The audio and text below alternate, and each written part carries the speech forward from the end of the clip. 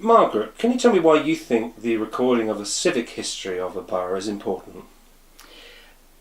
I think it's important for people to understand how we have reached the present day, and the only way we can understand that is by going back perhaps through my generation to see how Thurrock became the Thurrock it is today.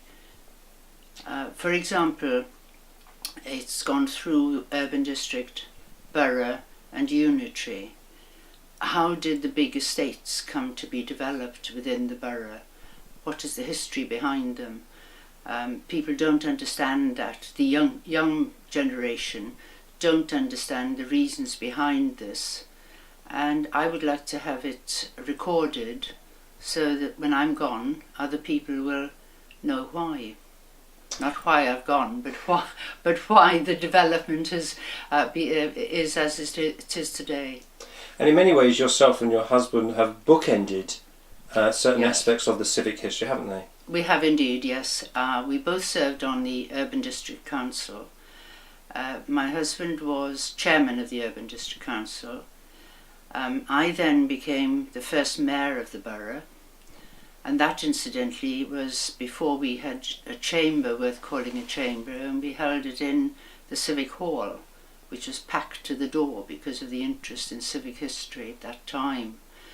Then he became the last mayor of the borough before we became a unitary authority.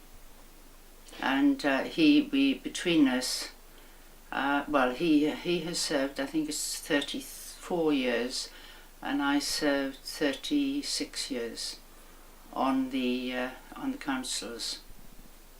So where, if we take us all the way back, is where did your interest in politics, in local government, in civic pride, where did that first come? Where did it first arrive? It's difficult to analyse that. Politics, well, it's something that I'm being aware of superficially initially as a teenager, through my college, and then I think living in East London before coming here brought home to me the importance of working for and helping people who are less fortunate in many ways. And at that time, would you describe yourself, where would you put yourself in the political spectrum? Middle left. That's about it. I found as well that living in Bethnal Green, and then being lucky enough to get housed by the old LCC in Bellis, brought home to me the importance of looking after people who couldn't actually get on their feet. And who were your political influences at that time? Oh, Jack Evans, very much in South Auckland.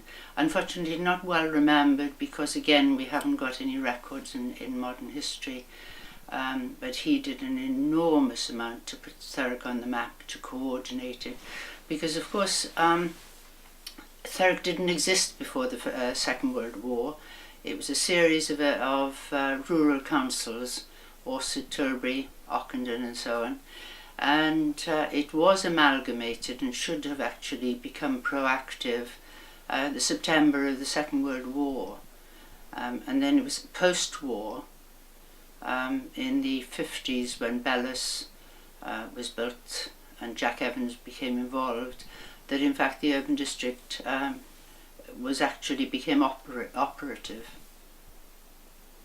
And what, in the different shades and formations of Thurrock as in its councils, did different forms have different powers or different influences? Oh yes, very much so. The urban district had quite limited powers, was extremely answerable to Chelmsford for highways, education, some engineering,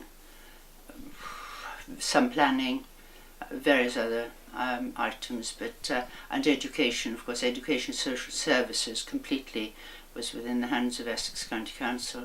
When we became a borough, we then had greater control over those, although not completely, and it wasn't until we had unitary status that we were enabled